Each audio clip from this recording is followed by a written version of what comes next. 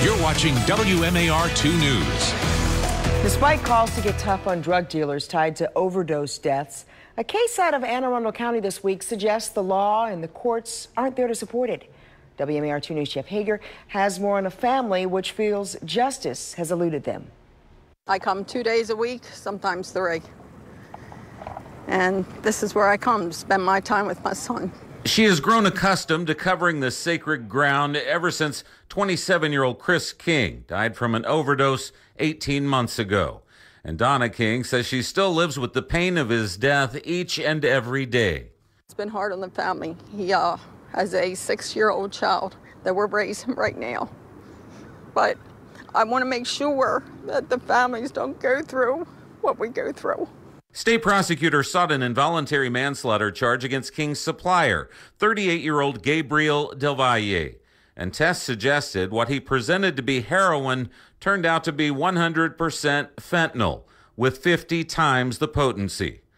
Ultimately, when the sentencing guidelines and charges came under further scrutiny, the suspect could only be convicted of drug distribution. He did get 8 years, 5 years probation, which I feel isn't enough. I don't have my son here, he's gone. As far as the record's concerned, and anybody can, Google it, look it up, his highest penalty and highest charge on his record will go down as distributing drugs.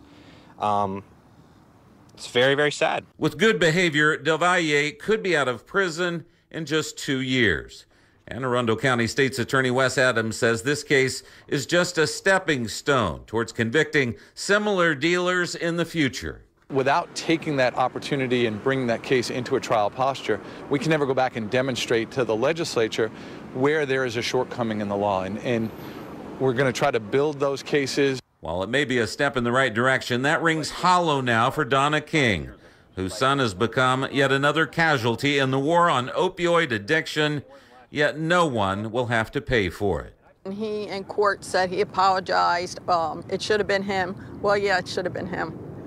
I believe in an eye for an eye. I believe that it's got to be stiffer laws to take these drug dealers down. He had a rap sheet that I believe sent somebody to university, and nothing's ever done with these people. In Glen Burnie, Jeff Hager, WMAR 2 News.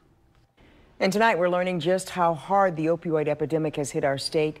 The Maryland Department of Health released some new numbers. During 2017, Maryland had the most drug and alcohol-related deaths ever.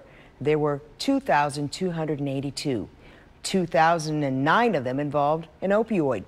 And in the first 3 months of this year alone, there were 500 fentanyl-related deaths.